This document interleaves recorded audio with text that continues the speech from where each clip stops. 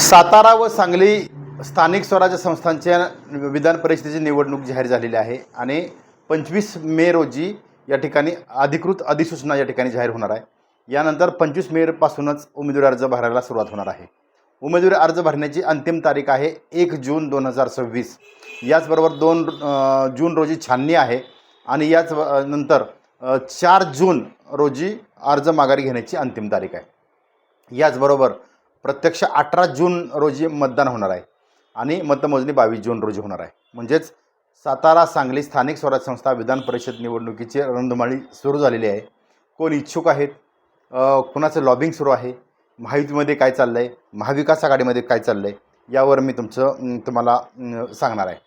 त्यापूर्वी सध्याची काय परिस्थिती आहे सातारा आणि सांगली जिल्ह्यामध्ये ती मी तुम्हाला सांगणार आहे। म्हणजे किती आकडेवारी आहे हे सांगणार आहे। सातारचे जिल्हाधिकारी संतोष पाटील यांनी परवा पत्रकार परिषद घेतली आणि काल सांगली जिल्ह्याचे जिल्हाधिकारी डॉक्टर मैना घोष यांनी पत्रकार परिषद घेऊन ही आकडेवारी सांगितली। मात्र या आकडेवारीमध्ये बदल होण्याची शक्यता आहे। म्हणजे जे जिल्हा परिषदचे कॉप्ट जे सदस्य आहेत ते वाढण्याची शक्यता आहे। मात्र आत्ता पक्षीय बलाबल कसं आहे मी तुम्हाला सांगणार आहे। खरं तर एकूण आत्ता दोन्ही जिल्हाधिकाऱ्यांनी दिलेल्या आकडेवारीनुसार सातारा जिल्ह्यातून एकूण 472 एकूण मतदार आहेत। हे मतदार असतात कोण तर जिल्हा परिषद सदस्य, पंचायत समितीचे सभापती, नगर परिषदेचे नगरसेवक आणि नगर पंचायतीचे नगरसेवक। हा सातारा जिल्ह्यातून आकडा आहे 472 आणि सांगली जिल्ह्यातून आहे 415। असा हा प्राथमिक आकडा साधारणतः समोर येतोय। म्हणजेच जर पाहायला गेलं तर भाजपा, शिवसेना आणि राष्ट्रवादी ही महायुतीच्या माध्यमातून सध्या इथं प्राबल्य दिसतंय। मात्र सांगली जिल्ह्यामध्ये सुद्धा किंवा आपल्या सातारा जिल्ह्यामध्ये सुद्धा राष्ट्रवादी शरद पवार गट आहे, काँग्रेस आणि तिसरा मुद्दा जो शिवसेना उद्धव बाळासाहेब ठाकरे यांची सुद्धा आकडेवारी या ठिकाणी समोर येते। म्हणजेच एकमेकाची काटेकी टक्कर पाहायला मिळणार आहे। मात्र महायुती होते की वेगवेगळे लढतात याकडे सुद्धा सर्वांच्या नजरा आहेत। अर्थात काल जी बैठक झाली महायुतीच्या समन्वय समितीची, यामध्ये सर्वच्या सर्व म्हणजे 17 जागा विधान परिषदेच्या या जाहीर झालेल्या आहेत। एकूण 17 जागेवर महायुती एकत्र लढणार असं एकंदरीत चित्र समोर दिसतंय। कारण आगामी शिक्षक मतदारसंघ, पदवीधर मतदारसंघ या जागासुद्धा वाटून घेणार। त्यामुळं ही निवडणूक महायुती वेगवेगळी लढेल अशी काही शक्यता नाही। जरी सातारा जिल्ह्यात 3 पक्षामध्ये जरी विसंगतता निर्माण झाली असेल, म्हणजे भाजपा विरोधात शिवसेना आणि राष्ट्रवादी जरी असेल तरी महायुती म्हणून या ठिकाणी एकत्र लढेल। आता मुद्दा काय राहतो तो म्हणजे मी पुढच्या विश्लेषणात तुम्हाला आकडेवारी सहित सांगणार आहे। मात्र आजचं विश्लेषण एवढंच आहे की सातारा जिल्ह्यातून कोण उमेदवार असेल, कुणाचं लॉबिंग सुरू आहे, सांगली जिल्ह्यातून काय परिस्थिती चालली आहे ती मी तुम्हाला सांगणार आहे। सातारा जिल्ह्यातून सध्या धैर्यशील कदम जे माजी जिल्हाध्यक्ष भारतीय जनता पार्टीचे होते, त्यांना उमेदवारी मिळावी म्हणून त्यांनी सुद्धा लॉबिंग जोरदार मुख्यमंत्र्यांकडे सुरू केलेलं आहे। दुसरा एक उमेदवार ते म्हणजे सुनील काटकर की जे खासदार श्रीमंत छत्रपती उदयनराजे भोसले यांचे खंदे समर्थक म्हणून जे आहेत ते सुनील काटकर यांचंसुद्धा काल त्यांनी मुख्यमंत्र्यांची भेट घेतली।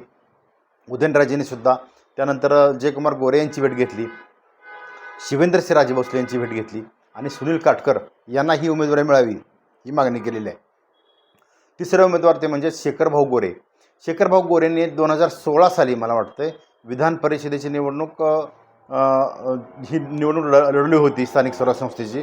मात्र त्यांना त्यात अपयश आलं आणि त्याच्या विरोधात माजी आमदार मोहनराव कदम ज्येष्ठ नेते काँग्रेसचे हे त्यावेळी निवडून आले होते।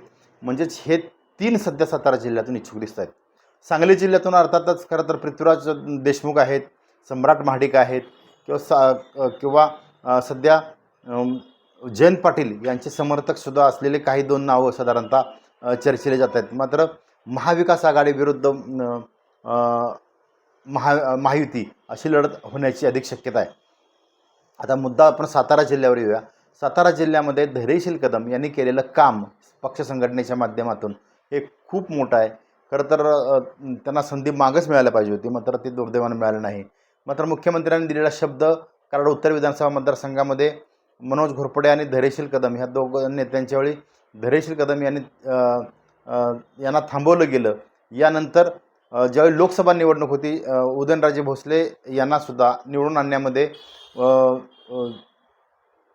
धैर्यशील कदम यांचा खूप मोठा वाटा आहे. खरं तर यावेळी पाहायला गेलं तर त्यावेळी खूप काटेकी टक्कर पाहायला मिळाली उदयनराजे विरोधात शशिकांत शिंदे यांच्यात. मात्र त्यावेळी धैर्यशील कदम हे जिल्हाध्यक्ष होते आणि त्यांनी अत्यंत प्रामाणिकपणे आणि निष्ठेनं श्रीमंत छत्रपती उदयनराजे भोसले यांचं काम केलं आणि प्रत्येक वेळी पक्षनिष्ठा ह्यांनी दाखवलेली आहे. महायुतीचे सर्वचे सर्व 8 आमदार आणि सातारा जिल्ह्यातील 1 खासदार हा त्यांच्याच जिल्हाध्यक्ष कार्यकालात 100% रिझल्ट त्याने दिलेला आहे.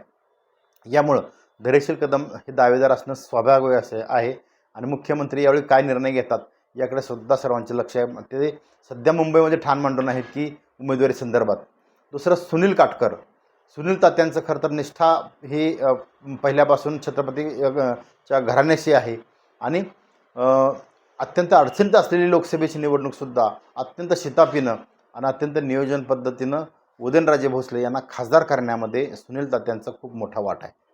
त्यामुळे सुनील तात्यांनी सुद्धा सध्या त्यांनासुद्धा पक्षनिष्ठा म्हणून मुख्यमंत्री आणि जी कोर कमिटी आहे भाजपची ती विचार करू शकेल. सुनील तात्यांनी कालच खरं तर भेट घेतलेली आहे मुख्यमंत्र्यांची आणि नक्की विचार करू असा साधारणतः शब्द दिलेला आहे असं एकंदरीत समजतं आहे. आणि तिसरं म्हणजे शेखरभाऊ गोरे. शेखरभाऊ गोरे सध्या खरं तर त्यांनी अधिकृतपणे महायुतीत प्रवेश केलेला नाही अजूनपर्यंत. मात्र शेखरभाऊ गोरे यांनी जो जयकुमार गोरे यांच्या पाठीशी राहण्याचा जो निर्णय घेतला दोन्ही निवडणुकीमध्ये म्हणजे विधानसभा आणि नगर परिषद आणि जिल्हा परिषद या तिन्ही निवडणुकांमध्ये, यामुळं जयकुमार गोरे यांच्यासाठी खूप मार्ग सुकर झाला खटाव मानमधून. यामुळं त्यावेळी मुख्यमंत्र्यांनी शेखरभाऊ गोरेंना काय शब्द दिला आहे हे अजून अद्याप गुलदस्त्यात आहे. असं बोललं जातं, त्यांचे कार्यकर्ते सांगतायत की शेखरभाऊंना विधान परिषदेचा शब्द हा मुख्यमंत्र्यांनी दिलेला आहे. यामुळं अचानक शेखरभाऊ गोरे यांचं सुद्धा नाव समोर येऊ शकतं, कारण मागच्या वेळीसुद्धा त्यांनी निवडणूक लढवलेली आहे. यामुळं ही चाचपणीसुद्धा सध्या सुरू आहे. म्हणजे सातारा जिल्ह्यातून महायुतीतून 3 प्रमुख नावं ही सध्या चर्चेली जात आहेत. ती म्हणजे धैर्यशील कदम, सुनील काटकर आणि शेखर गोरे. या 3 नावामध्ये एक नाव हे सातारा जिल्ह्यातून आपण हा विचार करतो आहे. सांगली जिल्ह्यामध्ये सुद्धा महायुतीतून अनेक इच्छुक आहेत. म्हणजे इच्छुकांची नावं जवळजवळ 15 ते 20 झालेली आहेत विधान परिषदेसाठी. मात्र सर्व जर सारासार विचार केला तर सातारा सांगली स्थानिक स्वराज्य संस्थेची जी ही निवडणुकीमध्ये भाजपचा उमेदवार असेल आणि तो देखील सातारा जिल्ह्यातील असेल असं साधारणतः हा एकंदरीत ट्रेंड दिसतो आहे. आणि या भाजपच्या माध्यमातून 3 उमेदवार सध्या रेसमध्ये आहेत. यापैकी कोणाला उमेदवारी निश्चित होते हे काही दिवसामध्ये कळेल. म्हणजे 30 तारखेपर्यंत साधारणतः आपल्याला ते संपूर्ण कळेल. मात्र आजचा विषय घेण्याचं कारण तेच आहे की या तिघांमध्ये कुणाला संधी मिळेल. आगामी सातारा जिल्ह्याच्या राजकारणामध्ये या तिघापैकी कुणाचा जास्त फायदा भाजपला होऊ शकेल किंवा कधीकधी कोणाकोणाला भाजपनं थांबण्यासाठीचा जो शब्द दिलेला आहे तो सुद्धा हा सारासार कोर कमिटी विचार करून यावर निर्णय घेईल. मात्र एकंदरीत दिसतंय की सातारा जिल्ह्याला भारतीय जनता पार्टीच्या माध्यमातून आणखी एक आमदार मिळेल अशी साधारणतः शक्यता निर्माण झालेली आहे. पाहत राहा यशवंत नगरी न्यूज.